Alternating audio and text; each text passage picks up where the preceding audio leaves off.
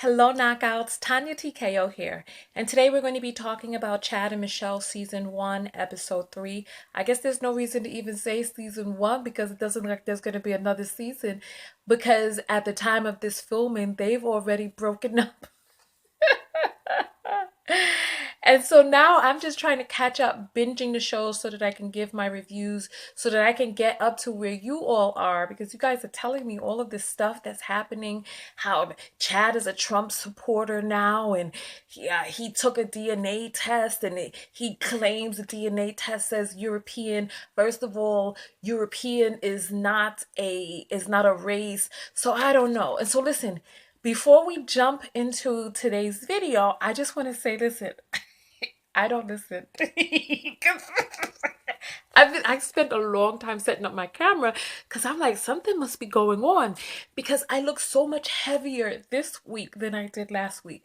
So I don't need nobody to talk about my weight. Okay, this is what it looks like when you home fat and happy.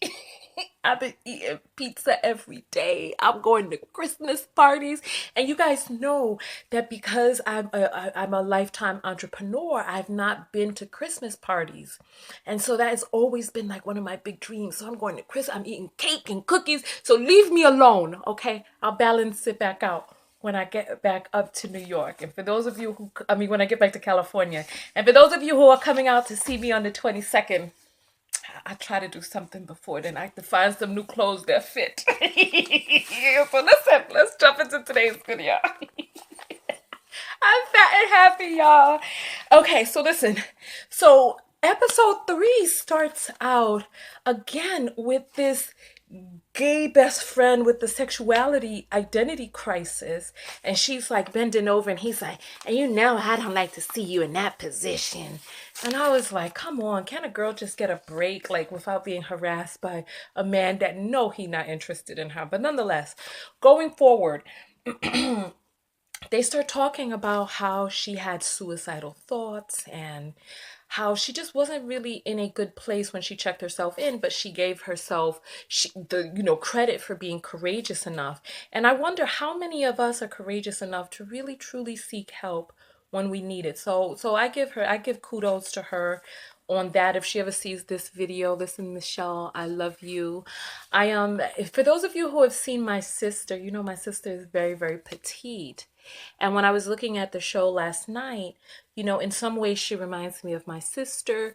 And there's just a part of me that just wants to, it's the big sister in me that just wants to just hug her and make it all right. You know what I mean? And so my heart goes out to her with what it is that she's suffering through.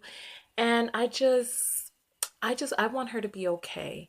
And I feel really invested in this relationship now, because doesn't it kind of feel like we're in a relationship with them, going into the therapy and all this other stuff. Speaking of the therapy, I was really shocked by Chad and his. See, now this is the thing, and this is something that we have to. Part of the reason that I feel like I'm in a relationship with them, because it's like these people are in the midst of what it is that they're going through, and there's a lot of stuff that it's like, they can't see. And so Chad, he has this. I don't want to say he has a savior complex, but there's definitely some stuff going on with him where he wants to put forward this air of, oh, I have it all together. I'm helping you because you don't have it all together. I don't need help. I'm fine. Like when Michelle brought up how he needs to go to individual therapy, for all the trauma that he faced, going back and forth with this whole situation with his father and the threatening of suicide and the breakup of the family and him feeling like he had to look out for his father, etc. I would need to do some research into what happens when a son feels as if he has to protect his father, because I know what happens when a child feels like they have to protect their mother and they get into this inappropriate relationship where the mother has now made the son her partner, and then it just gets really convoluted. I know what happens with that and how they go off into, wanting to save women. But the one thing that kind of just stuck out to me, right, is that Chad's father suffered from depression and suicidal thoughts, right? And then he ended up getting with a woman who suffers from depression and also had suicidal thoughts. And so she mentions to him that he needs to go to therapy, and he's kind of like, I don't want to, that's not his focus. He's like, I want us to focus on us. Right. And I was just like, gosh, he really he can't see himself. So it's like, it's okay for Michelle to, and some of you who are even commenting are like, oh, Michelle is the messed up one and all this, that, and the other. It's okay for her to be the messed up one, the broken bird with the broken wing, and for him to be there mending her wing. Meanwhile, he's ignoring, like sometimes people will come to my videos and they'll talk about me like, unfortunately, I had to block a few people last week. I don't typically block people, but when people become hyper focused on me, like I tell my stories, not because I need you to be my unasked for, unlicensed, unqualified therapist. I don't share my story because of that. I share my story in an effort for you to take the time to dig into your own story. Don't waste time trying to dig into mine. So it's like he doesn't mind digging into what's going on with Michelle, but it looks like when it comes time to digging into himself, there's some issues that he has there. Oh, one thing that I love. Oh, let's talk about this real quick. You know what? I know you guys don't want me to bring this up, but when I saw the pictures of her nephews, of her children, her two sons, they look biracial to me. And I don't know if that came from, what it is that they got going on in their DNA, or if she got with a black man or whatever. I don't know. But you guys, that's one thing that I picked up on. I love that her name is Tanitra. Oh, so and then also there was a part of me that just kind of like, when she was singing to the baby, I forgot throughout this series, I forgot that she was from Destiny's Child and that she can sing. I was just like, oh, her voice is so pretty. And then I was like, oh, let's talk about the sister, Lindsay. This crab in a barrel. This girl is a basket full of mess. You know what? There's a part of me that wonders how much of her behavior is postpartum.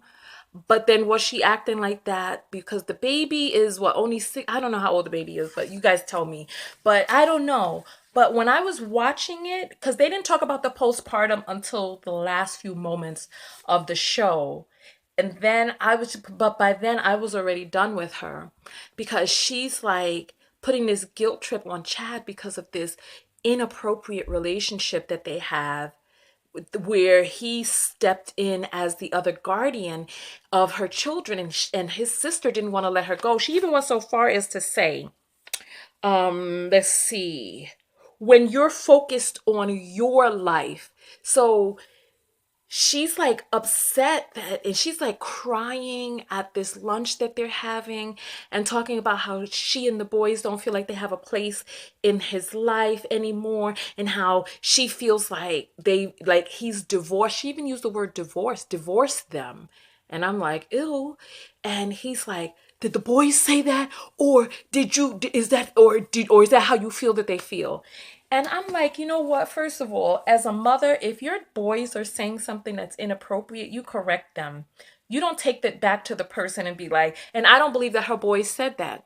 I don't believe that. I believe that she's putting words in their mouths. And I'm like, I believe that she's super manipulative. And considering that they've broken up, I wonder how happy she is now. He even went so far as to be like, I can just, would you like it if I just stayed single and he's like, so that I could be available to you and the family? He's like, considering I've given so much to the family and how much I've sacrificed, I would think that we would rejoice now that I've found someone. But no, it's like, this just goes to show how you can give and give and give and give so much. There's this thing, this psychological term called enmeshment. And I believe, for those of you who are psych majors, tell me whether or not you think that this is a case of enmeshment, because there doesn't seem to be clear set boundaries that are set between this brother, the sister, the children, and what an appropriate relationship would and could look like between an uncle and his nephews, a brother and a sister. That whole thing was just really super weird to me. So I feel like Michelle has two snakes in her midst, that sister and that quote unquote gay best friend. Oh, speaking of which, I wanted to make sure that I said this before I ended the video. When she started crying and talking about her suicidal thoughts, the gay best friend starts crying. Like, no, she wasn't crying. He started crying and he was like, he didn't know. And then she starts apologizing. And I once had a friend or I had an associate who had gotten cancer. And she said that the hardest part about having cancer was dealing with other people's grief about her cancer. So that even though she was sick, she had to end up caretaking other people in relation to how they felt about her illness. And I see how that type of stuff evolves, because here she is talking about her depression and her suicidal ideation. And here he comes with his tears and talking about how he feels, like, just making it about him when it's really about her. And so she ends up apologizing to him. So this is, I can imagine that this is part of the reason that many suicidal people just don't come forward, because it's like, it's like then you have to take care of other people when you don't really have the strength to take care of yourself. Like when Michelle and Lindsay were walking, and Lindsay is like confronting her. And I'm like, this girl is dealing with all of her stuff going on the inside. And here you come adding this on to here, talking about you feel like she's stealing your brother. So now she's penalizing and punishing her brother for finding love. I just, because she even said that she doesn't call him as much anymore because she doesn't feel like he cares, guilt tripping him. And you know what? This is not going to be politically correct, right? This is not going to be politically correct, but I'm going to say this, right? When the sister was crying in the restaurant talking to Chad, I wasn't feeling it. I really wasn't feeling it. I wasn't feeling it. Ever since the midterm elections, right?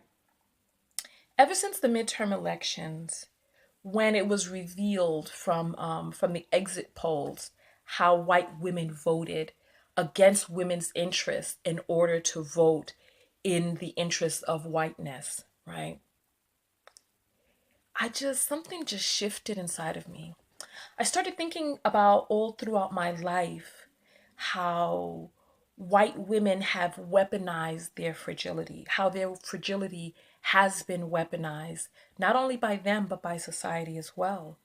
The fragility and the purity of the white woman killed Emmett Till, um, got me in trouble. I was gonna say suspended, but it got me in trouble and chastised many times in school.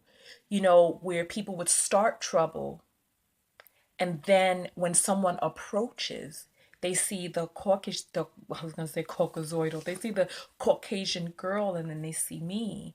And then all of a sudden, big black Bertha is the guilty one, and sweet little innocent Mary Lou is the antagonist. I'm sorry, the protagonist, and I'm the antagonist, right?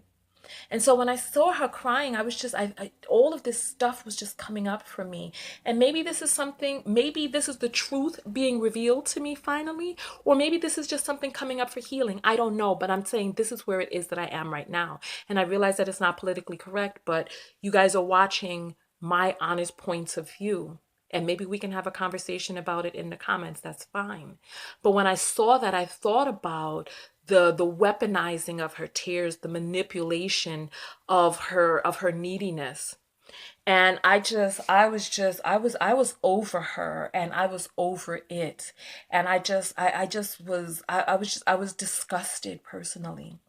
I was disgusted by how she would use what it is that she feels that she needs, and this inappropriate attachment that she has to her brother, in an effort to manipulate and control his life. And then even bringing the children into it, and then sitting up there in the restaurant crying and not being happy for her brother, and using her discontent. It's like when she was talking about when you're focused on what is some other things that she said. She was like, she's not going to have his undivided attention. These are things that she said. Undivided attention. Your heart and focus is on someone else. And I'm just like, ugh. And so ever since the midterm elections, I've just had very little tolerance for the weaponizing of white female fragility.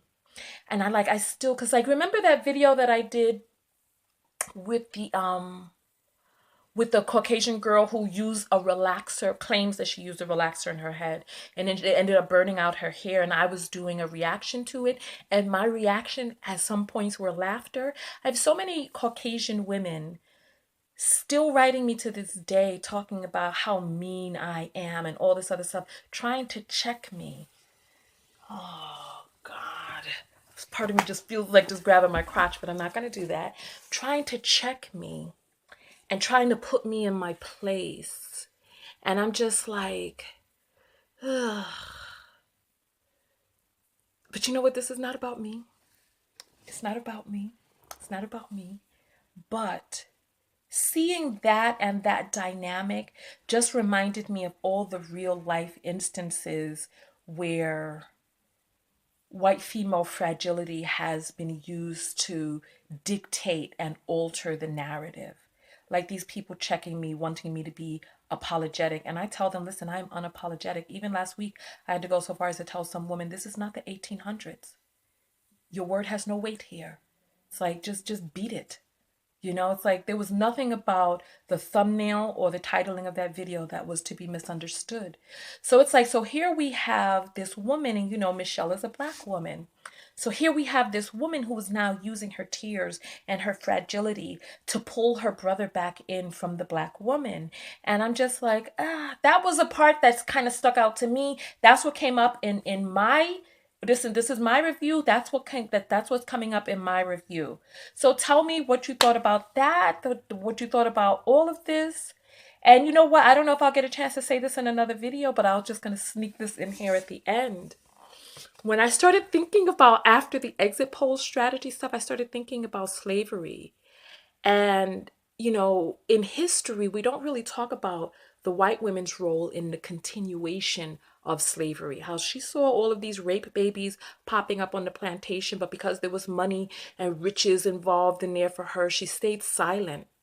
And when it was time to be abolitionists or whatever, there were things that they did to continue and perpetuate it, as they did during the civil rights era. There were people there were white women that fought on both sides of it, for and against.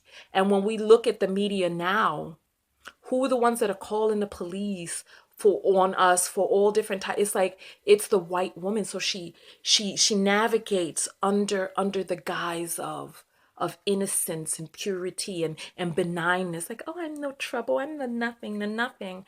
Meanwhile, she's using her faux femininity and this faux fragility. I'll say faux fragility rather. To maneuver, to manipulate and alter the narrative. So it's like, no, I don't feel that they're as innocent as I used to. I don't.